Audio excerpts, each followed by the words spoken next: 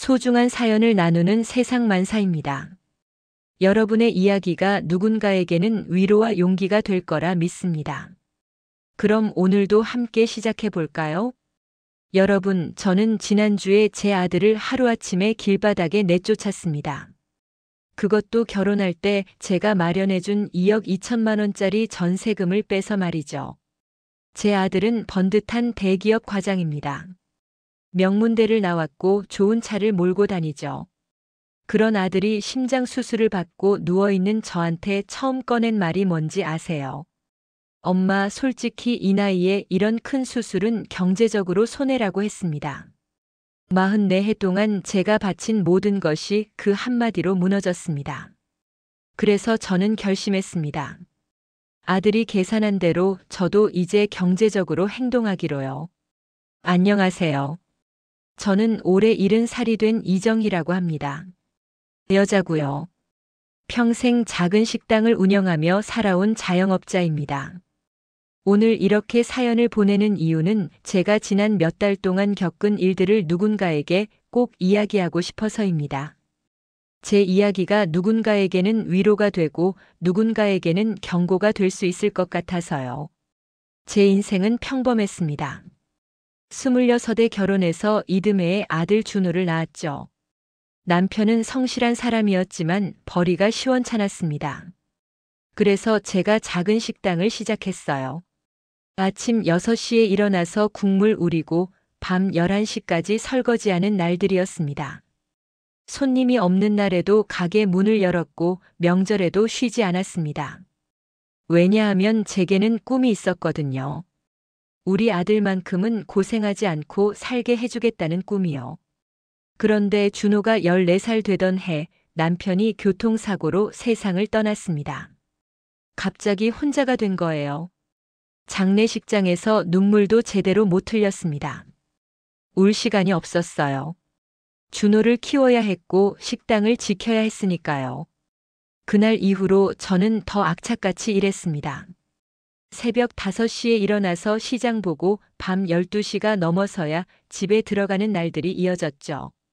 준호는 착한 아이였습니다. 공부도 잘했어요. 학교에서 상도 많이 받아왔고 선생님들한테 칭찬도 자주 들었습니다. 친구들이 학원 다닐 때 준호는 혼자 도서관에서 공부했어요. 학원비가 아까워서가 아니라 엄마가 고생하는 걸 아니까 스스로 그렇게 한 거였습니다. 그런 아들이 너무 기특하고 예뻤어요. 그래서 저는 더 열심히 일했습니다. 우리 준호가 친구들한테 뒤처지지 않게 하고 싶은 거 다 할 수 있게 말이죠.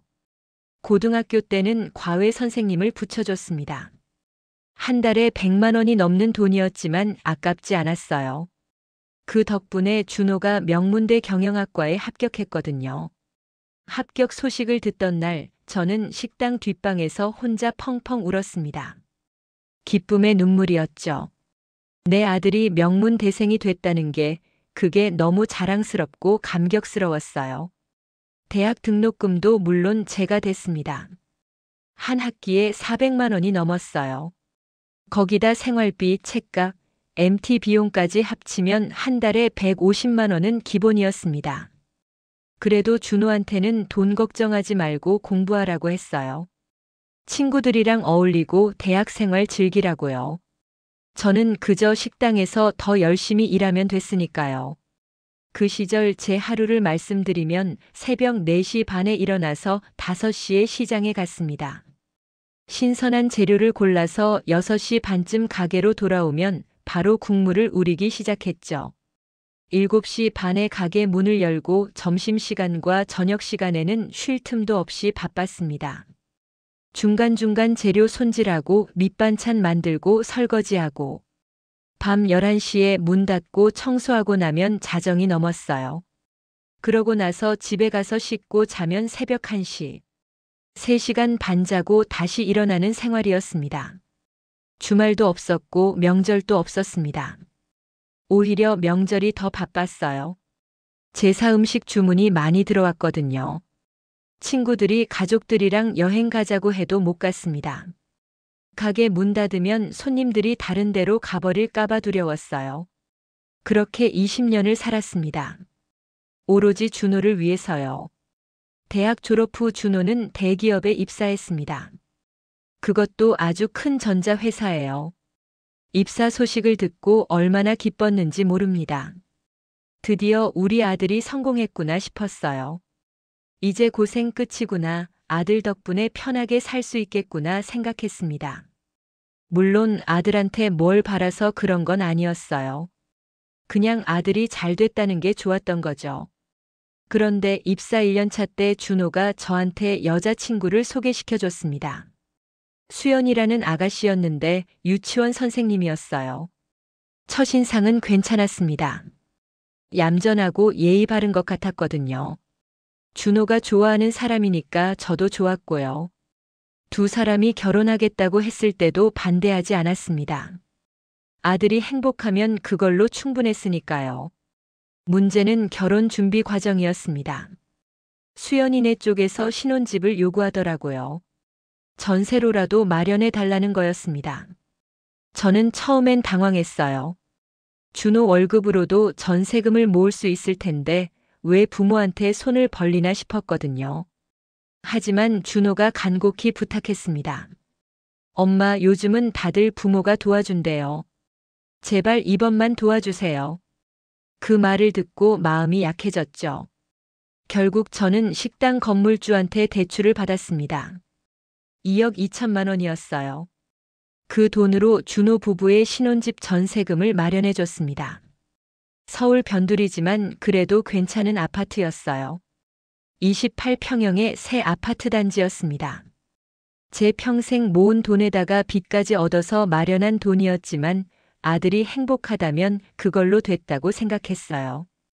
결혼식 비용도 물론 제가 부담했습니다. 수연이네 쪽에서는 별로 도움을 안 줬어요. 하객 접대, 신혼여행 비용까지 합치면 5천만 원 가까이 들었습니다.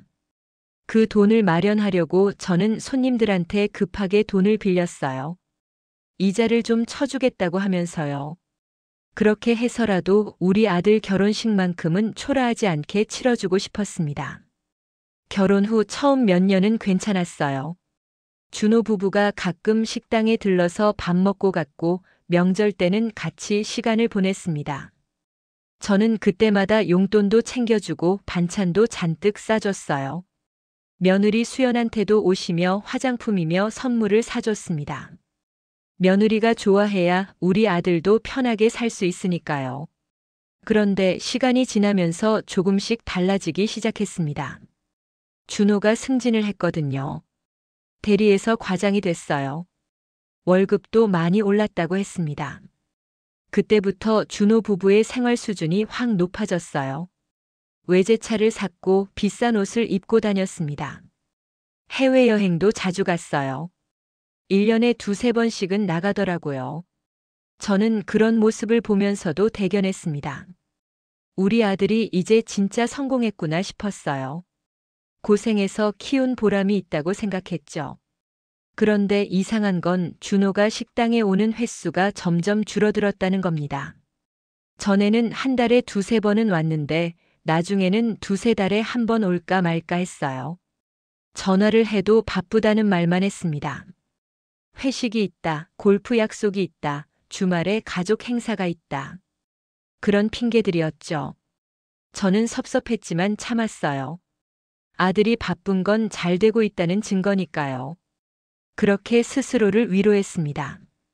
그러던 어느 날이었습니다. 제 나이 69살 때였어요. 갑자기 가슴이 너무 아픈 거예요. 처음엔 체한 줄 알았습니다. 그래서 약국에서 소화제를 사 먹었는데 전혀 나아지지 않았어요. 통증이 점점 심해지더니 숨도 제대로 쉴 수가 없었습니다. 결국 식당 단골 손님이 저를 응급실로 데려갔어요. 병원에서 검사를 받았는데 의사 선생님이 심각한 표정으로 말씀하시더라고요. 심장 판막에 문제가 있다고 당장 수술을 받아야 한다고요. 수술을 안 하면 언제 쓰러질지 모른다는 거였습니다. 저는 그 말을 듣고 머릿속이 하얘졌어요. 심장 수술이라니.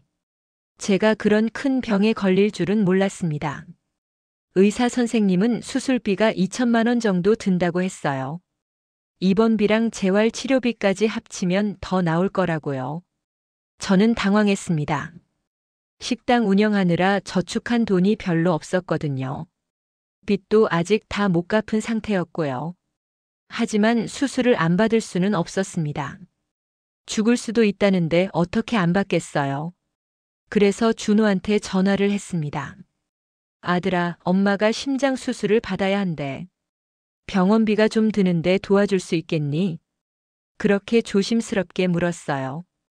평생 처음으로 아들한테 손을 벌리는 거였습니다. 그런데 준호의 대답은 차가웠어요. 엄마, 지금 당장은 돈이 없어요. 우리도 애 교육비며 뭐며 나갈 게 많거든요. 일단 엄마가 먼저 처리하고 나중에 얘기해요. 그 말을 듣고 가슴이 무너지는 것 같았습니다. 하지만 이해하려고 노력했어요. 아들도 살림이 빠듯하겠지. 애가 있으니 돈 쓸 데가 많겠지. 그렇게 스스로를 달랬습니다. 결국 저는 식당을 담보로 대출을 더 받았어요. 그 돈으로 수술을 받았습니다. 수술은 6시간이나 걸렸습니다. 마취에서 깨어났을 때 온몸이 너무 아팠어요. 가슴에는 큰 상처가 있었고 온몸에 관이 연결되어 있었습니다. 숨 쉬는 것도 힘들었고 몸을 조금만 움직여도 고통스러웠어요.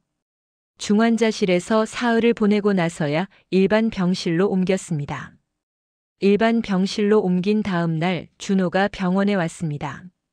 수술 후 처음 보는 거였어요. 수연이는 안 왔고 준호 혼자 왔더라고요. 저는 반가웠습니다. 그래도 우리 아들이 걱정돼서 왔구나 싶었죠. 아들아, 왔니? 엄마 걱정했어. 그렇게 말하려는데 준호가 먼저 입을 열었습니다. 엄마, 병원비 고지서 받았어요. 2천만 원이 넘던데요. 어떻게 할 거예요? 그게 준호가 한 첫마디였습니다. 엄마 몸은 괜찮으냐는 말도 없이, 수술 잘 됐냐는 인사도 없이 병원비 얘기부터 꺼낸 거예요. 저는 당황해서 말을 더듬었습니다. 아, 그건 엄마가 대출받아서 처리했어. 걱정 마. 그런데 준호의 표정이 싸늘하게 굳더니 이렇게 말하는 거예요. 엄마, 솔직히 말씀드릴게요. 엄마 나이가 이제 70 아니에요. 이 나이에 이런 큰 수술을 받는 게 경제적으로 맞는 건지 모르겠어요. 수술비만 2천만 원인데 앞으로 재활치료비며 약값이며 또 얼마나 들겠어요. 그리고 솔직히 몇 년이나 더 사실 수 있을지도 모르잖아요. 경제적으로 따지면 이건 손해예요. 그 순간 제 귓가에서 윙 소리가 났습니다. 손해라니. 내 목숨이 손해라니. 44해 동안 뼈 빠지게 일하면서 아들 하나 키운 제 인생이 손해라니. 저는 말문이 막혔어요. 아무 말도 할 수가 없었습니다. 그저 아들을 멍하니 쳐다볼 수밖에요. 준호는 계속 말을 이었습니다. 그리고 엄마 퇴원하시면 요양원 알아보는 게 어때요?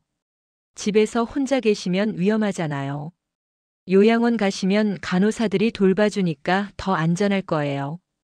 우리도 솔직히 엄마 간병하기 힘들어요. 수연이도 일 나가야 하고 저도 회사 일이 바쁘고 애도 봐야 하고요. 그러니까 엄마가 좀 이해해 주세요. 요양원이요. 제가 요양원에 가라고요. 심장 수술을 받고 누워있는 엄마한테 요양원에 가라고 하다니. 그것도 간병이 힘들어서라고. 저는 그제야 정신이 번쩍 들었습니다.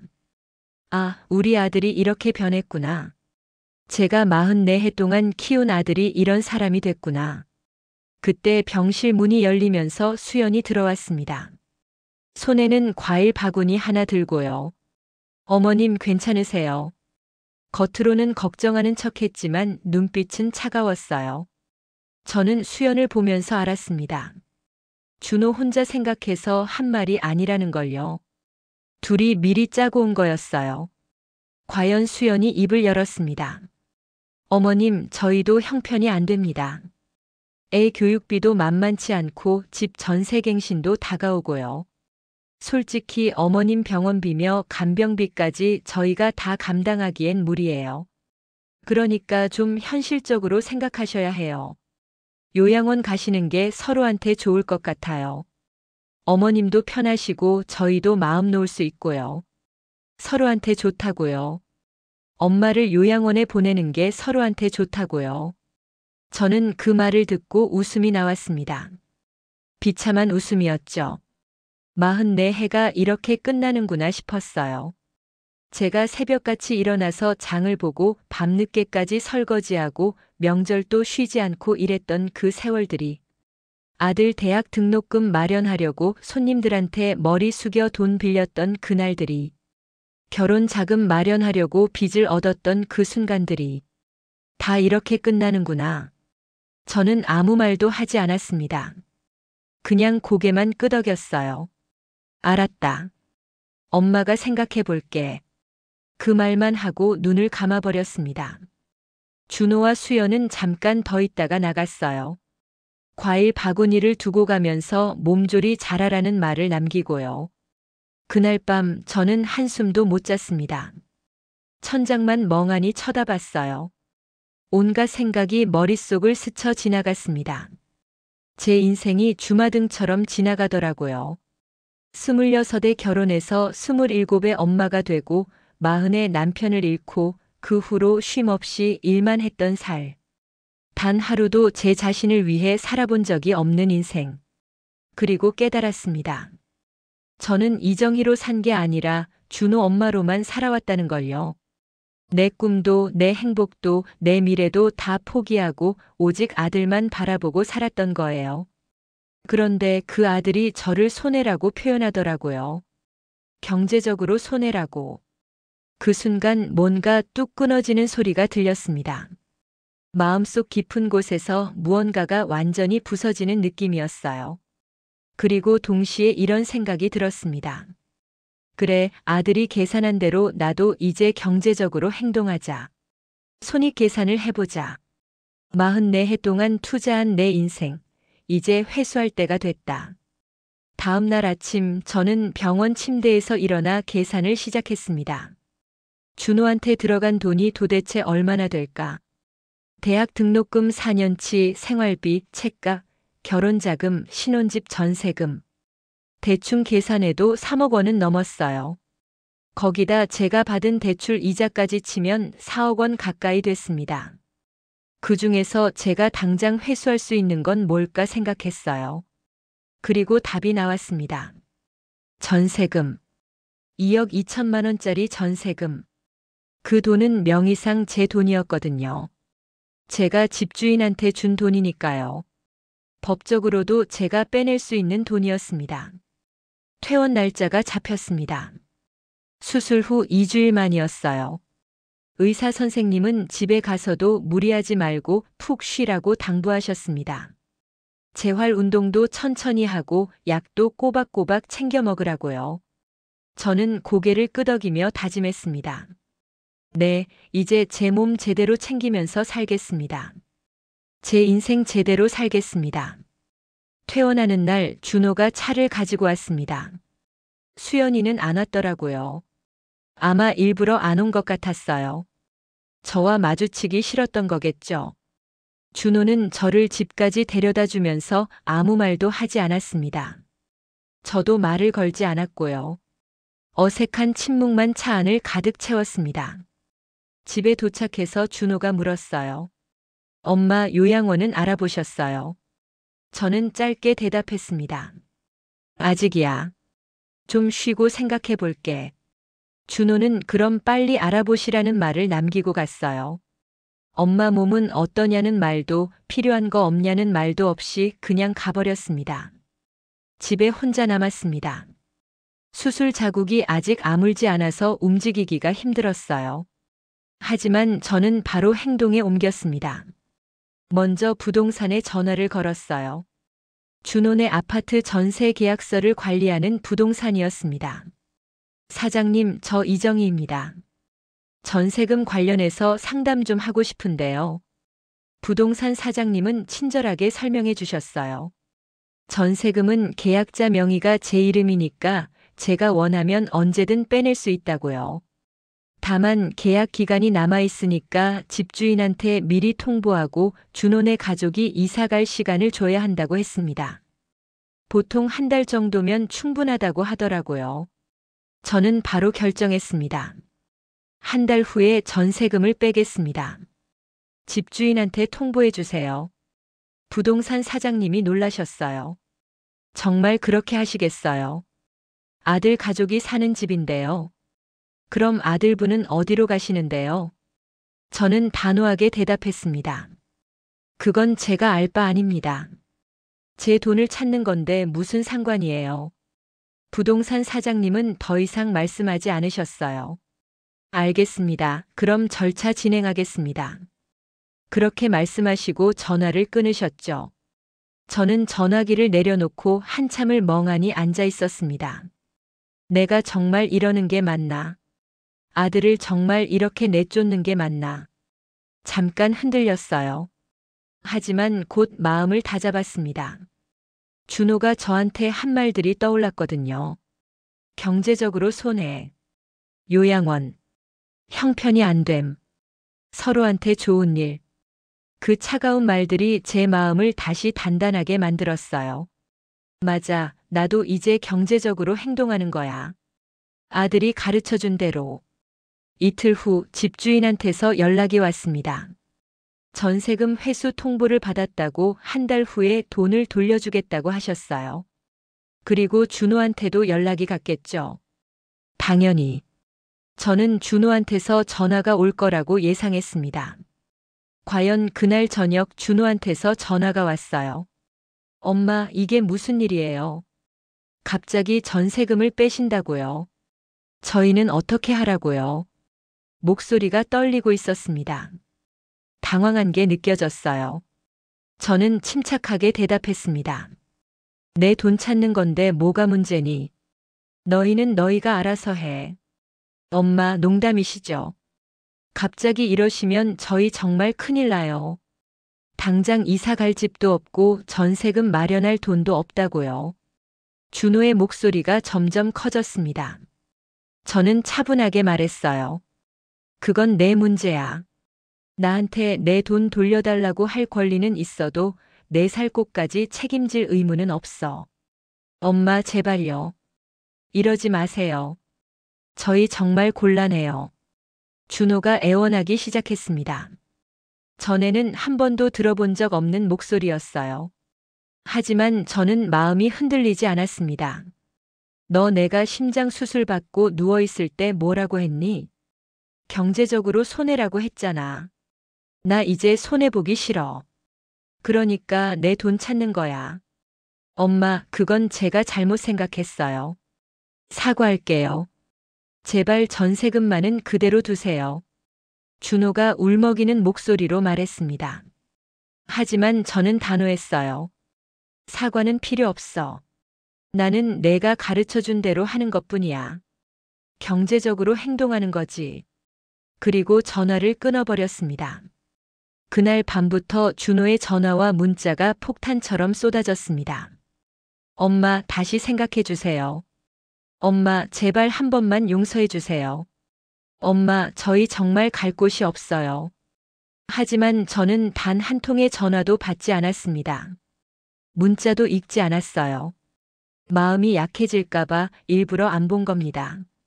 며칠 후에는 수연이한테서도 연락이 왔습니다. 어머님, 제가 잘못했어요. 그때 제가 너무 경솔하게 말씀드렸어요. 용서해 주세요. 제발 전세금만은 그냥 두세요. 저희 애도 있잖아요. 애를 생각해서라도 제발 부탁드려요. 애를 생각하라고요. 참 웃기는 소리였습니다. 나는 44해 동안 너희 아빠를 생각하면서 살았는데 정작 너희는 나를 전혀 생각하지 않았잖아. 이제 와서 애 타령하지 마. 저는 그렇게 답장을 보내고 수연의 연락도 차단했습니다. 한 주일쯤 지났을까요? 준호가 직접 집으로 찾아왔습니다. 현관문을 두드리는 소리가 들렸어요. 엄마, 저예요. 문 좀 열어주세요. 저는 문을 열지 않았습니다. 그냥 안에서 말했죠. 할 말 없어. 돌아가. 엄마 제발요. 얼굴이라도 한 번만 보게 해주세요. 준호가 애원했습니다. 하지만 저는 꿈쩍도 하지 않았어요. 너 나한테 요양원 가라고 했잖아. 이제 와서 엄마 찾지 마. 나는 이미 요양원 간 거나 마찬가지야. 너희한테는. 준호가 1시간 넘게 문 앞에서 사정했습니다. 하지만 저는 끝까지 문을 열지 않았어요. 결국 준호는 포기하고 돌아갔습니다. 계단을 내려가는 발소리가 점점 멀어졌어요. 그 소리를 들으면서 저는 눈물이 났습니다. 하지만 후회하지 않았어요. 이건 제가 선택한 길이니까요. 한 달이 다 되어갈 무렵 부동산 사장님한테서 연락이 왔습니다. 전세금 잔금 준비됐다고 언제 받으러 오시겠냐고요. 저는 다음 날 바로 가겠다고 했습니다. 그리고 실제로 다음 날 부동산에 가서 2억 2천만 원을 통장으로 받았어요. 통장에 찍힌 숫자를 보면서 묘한 기분이 들었습니다. 뿌듯하면서도 씁쓸했어요. 이 돈이 제 44해의 값인가 싶었습니다. 준호한테 쏟아부은 모든 시간과 노력이 겨우 이 정도인가. 하지만 동시에 이 돈으로 이제 제 새 인생을 시작할 수 있다는 생각도 들었어요. 부동산 사장님이 조심스럽게 물으셨습니다. 아드님 가족은 어디로 이사 가셨어요? 저는 모른다고 대답했어요. 관심도 없다고요. 부동산 사장님이 난처한 표정을 지으셨지만 더 이상 묻지는 않으셨습니다. 집으로 돌아오는 길에 문득 궁금해졌어요. 준호네 가족이 정말 어디로 갔을까? 짐은 다 뺐을까? 하지만 확인하러 가지는 않았습니다. 알고 싶지 않았거든요. 그게 제 마지막 남은 자존심이었어요. 그날 밤 저는 중요한 결정을 했습니다. 이 동네를 떠나기로요. 식당도 정리하고 집도 정리하고 완전히 새로운 곳에서 새로운 삶을 시작하기로 했습니다. 준호가 언제 또 찾아올지 모르니까요. 그리고 솔직히 이 동네에는 너무 많은 기억이 있었어요. 다 버리고 싶었습니다. 다음 날부터 저는 본격적으로 이사 준비를 시작했습니다. 먼저 식당부터 정리했어요. 20년 넘게 운영했던 식당이었지만 미련은 없었습니다. 단골 손님들한테 가게 문을 닫는다고 알렸더니 다들 아쉬워하셨어요. 왜 갑자기 그러시냐고 건강 문제냐고 걱정하셨죠. 저는 건강도 안 좋고 이제 좀 쉬고 싶다고 대답했습니다. 거짓말은 아니었어요. 정말 쉬고 싶었거든요. 44해 동안 쉬지 않고 달려왔으니까요. 이제 제 인생의 속도를 늦추고 싶었습니다. 식당 정리는 생각보다 빨리 끝났어요. 물건들을 정리하고 세입자를 구하는데 2주일 정도 걸렸습니다. 그리고 제가 살던 집도 전세를 놓았어요. 그렇게 해서 또 8천만 원이 생겼습니다. 전세금 2억 2천에 8천을 합치니까 3억이었어요. 3억. 제 평생의 값이 3억이었습니다.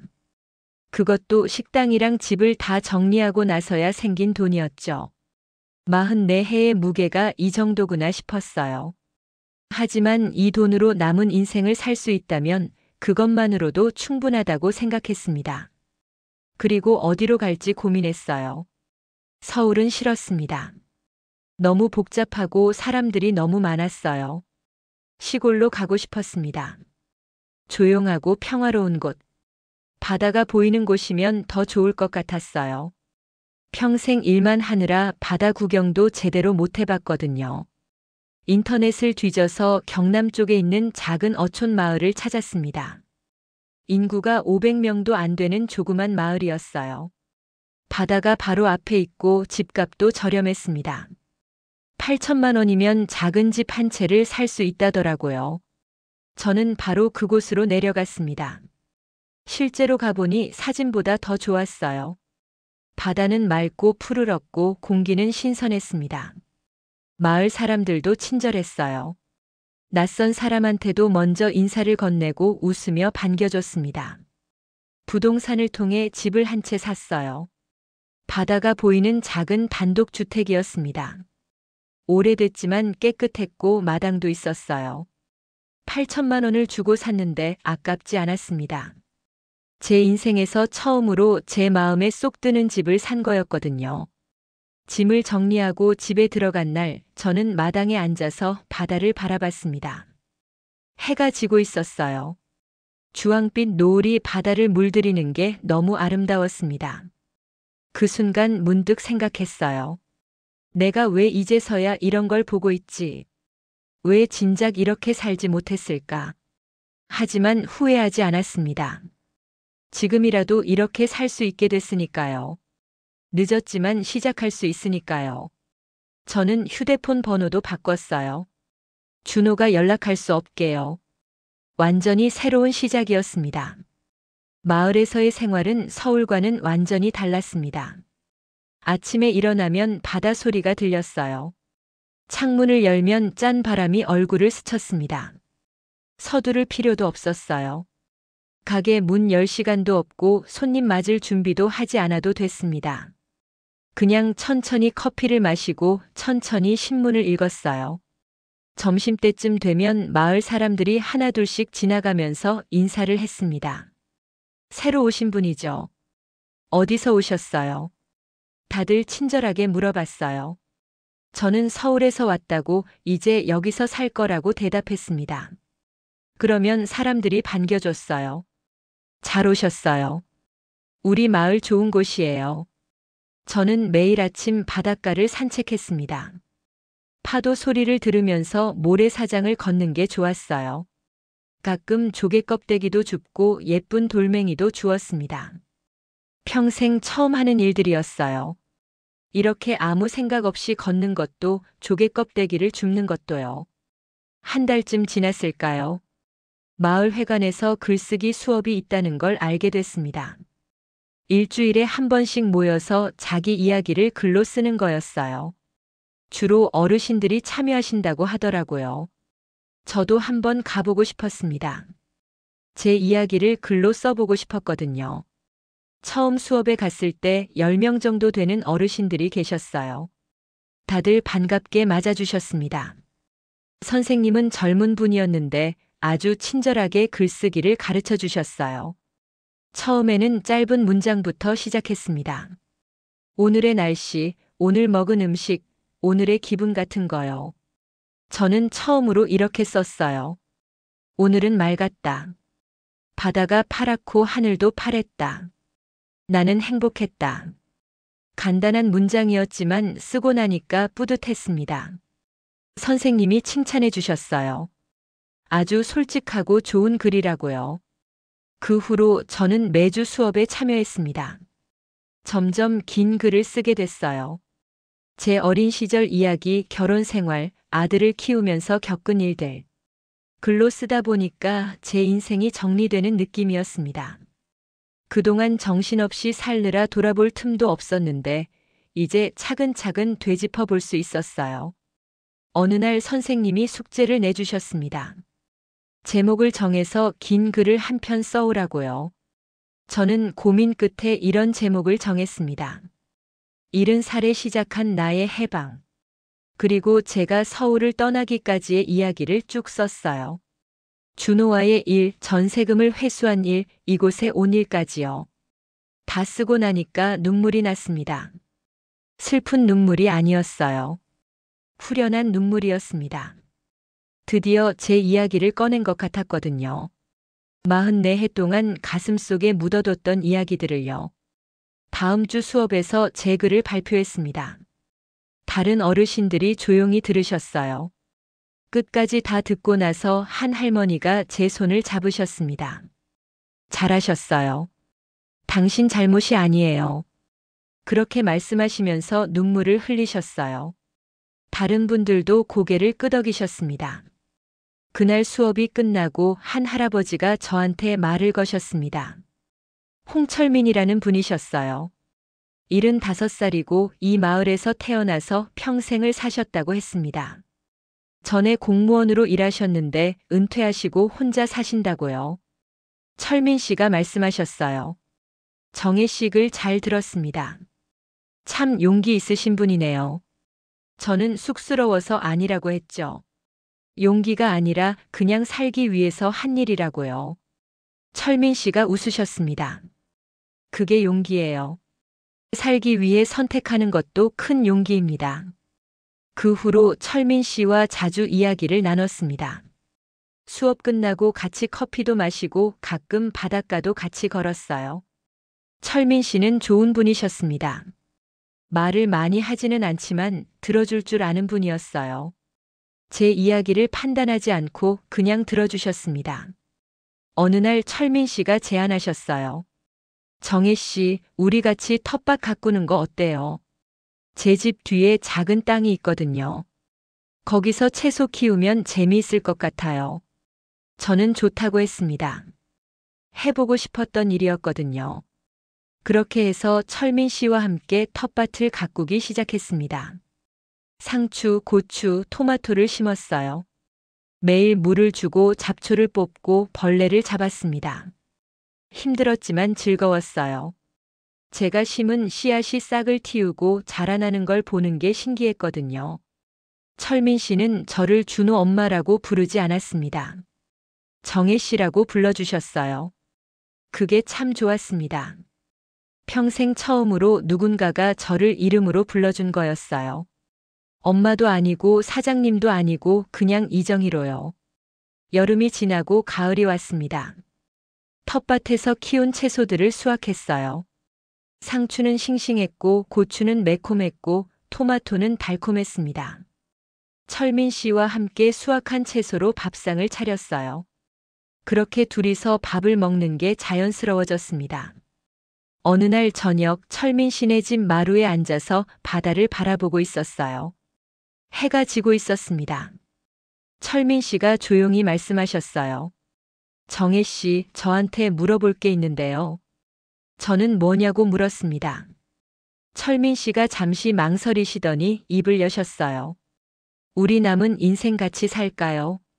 저도 혼자고 정혜 씨도 혼자잖아요. 같이 있으면 덜 외롭지 않을까요? 영혼의 동반자가 되어 봅시다. 저는 깜짝 놀랐습니다. 전혀 예상하지 못한 제안이었거든요. 철민 씨를 쳐다봤어요. 진지한 표정이셨습니다. 농담이 아니었어요. 저는 당황해서 아무 말도 못했습니다. 그냥 바다만 멍하니 쳐다봤어요. 철민 씨가 다시 말씀하셨어요. 갑자기 놀라셨죠? 당장 대답 안 하셔도 돼요. 천천히 생각해 보세요. 저는 진심입니다. 정혜 씨와 함께 남은 인생을 보내고 싶어요. 그날 밤 집에 돌아와서 한참을 생각했습니다. 황혼 재혼이라니. 70살의 새로운 인연이라니. 상상도 못했던 일이었어요. 하지만 이상하게 싫지는 않았습니다. 오히려 가슴이 두근거렸어요. 44해 만에 처음 느껴보는 설렘이었습니다. 며칠 동안 고민했어요. 철민 씨를 만나면 어색했습니다. 어떻게 대답해야 할지 몰랐거든요. 철민 씨는 아무 말씀도 하지 않으셨어요. 그냥 평소처럼 대해주셨습니다. 그게 참 고마웠어요. 일주일쯤 지났을 때 저는 결심했습니다. 철민 씨한테 대답을 해주기로요. 어떤 대답을 할지는 아직 확실하지 않았지만 최소한 제 마음은 전해주고 싶었습니다. 그런데 바로 그날 뜻밖의 일이 생겼습니다. 마을 슈퍼에서 장을 보고 나오는데 낯익은 차 한 대가 마을 입구에 서 있는 거예요. 가까이 가보니 준호의 차였습니다. 어떻게 여길 찾아왔는지 모르겠지만 준호가 차에서 내리고 있었어요. 엄마. 준호가 저를 보고 달려왔습니다. 숨이 찰 정도로 급하게요. 저는 그 자리에 굳어버렸어요. 도망가고 싶었지만 다리가 움직이지 않았습니다. 준호가 제 앞에 섰습니다. 몇 달 만에 보는 아들이었어요. 많이 야위었더라고요. 얼굴도 어두웠고 옷차림도 예전만 못했습니다. 준호가 떨리는 목소리로 말했어요. 엄마 찾느라 고생했어요. 식당 단골 손님한테 듣고 여기까지 왔어요. 저는 차갑게 대답했습니다. 왜 왔어? 할 말 없어. 준호가 고개를 숙였어요. 엄마, 제가 잘못했어요. 정말 잘못했어요. 용서해 주세요. 다시 돌아가요. 같이 살아요. 같이 살자고요. 참 뻔뻔한 소리였습니다. 저는 고개를 저었어요. 안 돼. 나는 이제 내 인생 살 거야. 너희랑 살 생각 없어. 준호의 얼굴이 일그러졌어요. 엄마, 그래도 저는 엄마 아들이잖아요. 어떻게 이렇게 버리세요? 내가 버렸다고. 누가 누굴 먼저 버렸는데. 저는 웃음이 나왔습니다. 너희가 먼저 나를 요양원에 보내려고 했잖아. 경제적으로 손해라고 했잖아. 그게 나를 버린 거 아니야. 준호가 울기 시작했습니다. 제발 용서해 주세요. 제가 정말 잘못 생각했어요. 엄마가 없으니까 제 인생이 완전히 망가졌어요. 회사도 그만뒀고 수연이랑도 사이가 안 좋아요. 다 제 잘못이에요. 제발 한 번만 기회를 주세요. 저는 준호를 똑바로 쳐다봤습니다. 그리고 천천히 말했어요. 준호야, 너는 지금 잘못을 뉘우치는 게 아니야. 그냥 힘들어서 엄마한테 기대려는 거지. 진짜 반성했으면 나한테 용서를 구하는 게 아니라 내 인생을 내가 책임지려고 했을 거야. 엄마. 준호가 더 울었습니다. 하지만 저는 마음이 흔들리지 않았어요. 돌아가. 나는 이제 내 엄마로 살지 않을 거야. 이정희로 살 거야. 그러니까 제발 나를 찾지 마. 그리고 돌아서서 걸어갔습니다. 뒤에서 준호가 부르는 소리가 들렸어요. 엄마, 엄마. 하지만 돌아보지 않았습니다. 계속 걸었어요. 눈물이 났지만 참았습니다. 집까지 가는 내내 울지 않으려고 애썼어요. 집에 도착해서야 그만 주저앉고 말았습니다. 눈물이 쏟아졌어요. 슬픔과 분노와 후련함이 뒤섞인 눈물이었습니다. 한참을 울고 나니까 조금 나아졌어요. 이제 정말 끝났구나 싶었습니다. 다음 날 철민 씨를 찾아갔습니다. 어제 있었던 일을 다 이야기했어요. 철민 씨는 조용히 들어주셨습니다. 그리고 제 손을 잡으셨어요. 힘드셨겠어요. 잘하셨어요. 저는 철민 씨를 보면서 말했습니다. 철민 씨, 지난번에 하신 말씀 기억하세요? 같이 살자고 하셨잖아요. 철민 씨가 고개를 끄덕이셨어요. 저는 심호흡을 하고 말을 이었습니다. 좋아요. 같이 살아요. 저도 혼자는 외로워요. 철민 씨랑 함께라면 남은 인생이 행복할 것 같아요. 철민 씨의 얼굴에 환한 미소가 번졌습니다. 정말이요? 정말 그렇게 생각하세요? 저는 고개를 끄덕였어요. 네, 진심이에요. 철민 씨가 저를 꼭 안아주셨습니다. 70살에 처음 받아보는 따뜻한 포옹이었어요. 44해 동안 한 번도 느껴보지 못한 온기였습니다. 그 순간 깨달았어요. 아, 이게 사랑이구나. 이게 진짜 행복이구나. 지금 저는 철민 씨와 함께 살고 있습니다. 정식으로 재혼한 건 아니에요. 그냥 영혼의 동반자로 함께 사는 거죠. 아침에 일어나면 철민 씨가 커피를 끓여주고 저는 아침을 준비합니다. 함께 텃밭을 돌보고 함께 바다를 걷고 함께 저녁을 먹어요. 준호가 그 후로 어떻게 되었는지 모릅니다. 다시 연락이 온 적은 없어요. 궁금하긴 하지만 알고 싶지는 않습니다. 그건 이제 제 인생이 아니니까요. 여러분, 혹시 누군가의 엄마로만, 아내로만, 며느리로만 살고 계시진 않나요? 자신을 잃어버리고 살고 계시진 않나요? 저는 70살이 되어서야 깨달았습니다. 누군가를 위해 희생하는 것보다 나 자신을 사랑하는 게 더 중요하다는 걸요. 제 2억 2천만 원 복수국의 결론은 이겁니다. 우리 인생의 최고 이익은 돈도 명예도 아닌 바로 우리 자신의 행복이라는 거예요. 그 행복을 찾기 위해서라면 용기를 내야 합니다. 때로는 냉정해져야 하고 때로는 모든 걸 버려야 해요. 저는 지금 행복합니다. 44해 만에 처음으로 진짜 행복을 느껴요. 바다를 보면서 커피를 마시고 철민 씨와 손을 잡고 산책하고 제가 쓴 글을 사람들 앞에서 읽는 이 순간들이 너무 소중합니다. 다음 주에 철민 씨와 함께 작은 식당을 열 예정입니다. 이번에는 돈을 벌기 위해서가 아니라 즐기기 위해서요. 손님들과 이야기하고 맛있는 음식을 만들고 그 자체를 즐기려고 합니다. 제 진짜 인생은 이제 시작입니다. 70살에 시작하는 새로운 인생이요. 늦었다고 생각하지 않습니다. 지금이 가장 빠른 때니까요. 여러분도 용기를 내세요. 당신의 행복을 찾으세요. 그게 무엇이든 언제든 시작할 수 있습니다. 저는 이정희입니다. 70살 여자이고 새로운 삶을 사는 사람입니다. 그리고 행복한 사람입니다. 제 이야기를 들어주셔서 감사합니다. 영상이 재미있으셨다면 구독과 좋아요, 댓글까지 부탁드리고 오늘도 건강하고 행복한 하루 되시길 바랍니다.